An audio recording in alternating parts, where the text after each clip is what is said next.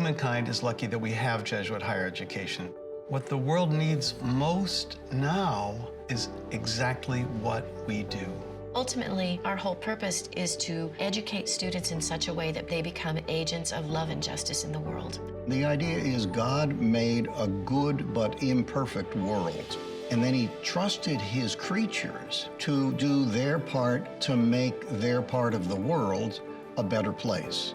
Jesuit history comes out of being innovators, progressive in so many different ways, anchored in this critical question of inquiry and discourse. We invite people into reflection, into linking what's happening in the world with their faith and thinking about how they can respond to that reality in ways that build just society, in ways that work for peace. I love our students. They have a verve, and they will not stop until they have created that world we want to live in. We focus on two things: cura personalis, the care of the whole person, and then the magis, striving for more. We see everything as interconnected. It's a very holistic model of working for justice. What are the connections to economic injustice? What are the connections to racial injustice and inequity in our society? Our students, they're pretty good when they arrive. They leave as persons of wonder. They become vectors for the greater good. That's what our students are desperate to do, and that's what society wants and needs. We don't hand them 460, 70 years of tradition and say, here it is, don't screw it up.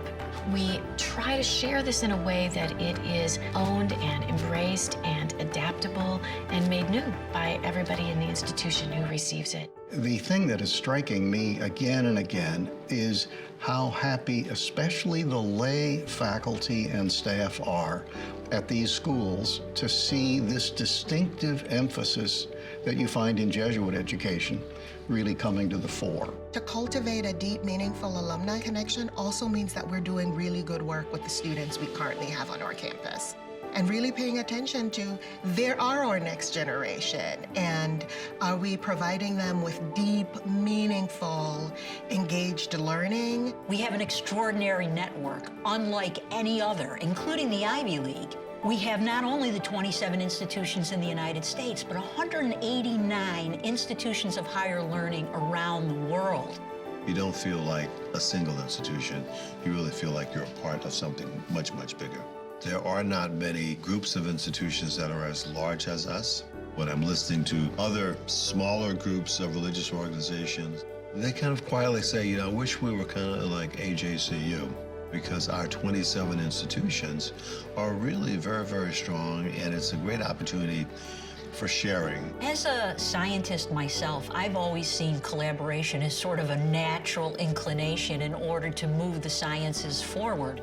All the conferences and the affinity groups in the AJCU have given a chance to see collaboration in new and interesting ways in planting seeds with each other. We've yet to really scratch the surface on the partnerships that could happen, because as a matter of practicality, the academy has been siloed since the Renaissance. Breaking down those silos takes time. It takes face-to-face interaction.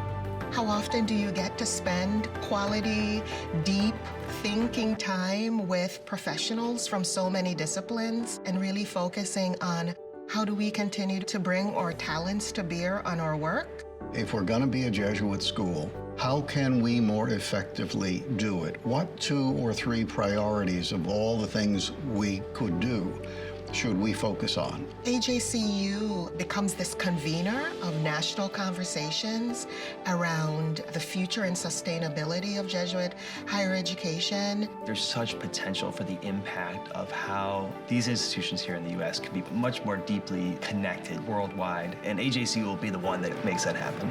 Father Sherman has done a great job in these last several years, and all of the other previous leaders have as well. And their leadership has been extremely important because they've been on a college campus, they've been presidents for many years, and they know the kind of assistance that we need as an institution. This moment where truth is walking away from us, where the quest for power and personal gain becomes primary in the actions of others, all those are contrary to what we are doing. It's a reality that our climate is changing, And in 50 years, we will need to be even more responsive to that reality, institutionally and as individuals.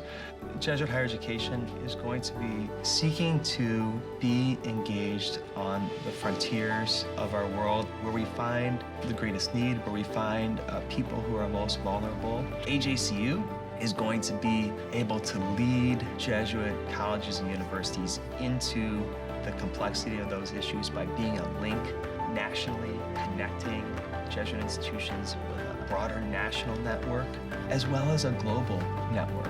We tell our students that no one can do anything alone anymore to solve the complex problems in the 21st century.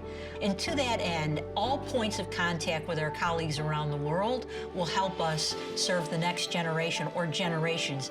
Even better, you're going to see professors across the system and around the globe collaborate in ways to make the world smaller on behalf of our students. We just need to make more connections, help people understand what we do, and in 50 years, through our work, the world will be a better place. One of the most important things that the AJCU does for us is being here in Washington and watching very, very closely all of the new legislation and the regulations that are being placed upon colleges, universities. Those are things that we cannot solve on an individual basis when we're not here in Washington. And AJCU is well respected by the American Council on Education and all of the other 5 higher education leadership groups too. We definitely know it's a viable organization. We need to continue to make AJCU stronger. The skills of Ignatian discernment, as opposed to simply good decision making, are going to be key in terms of tracking our next 50 years.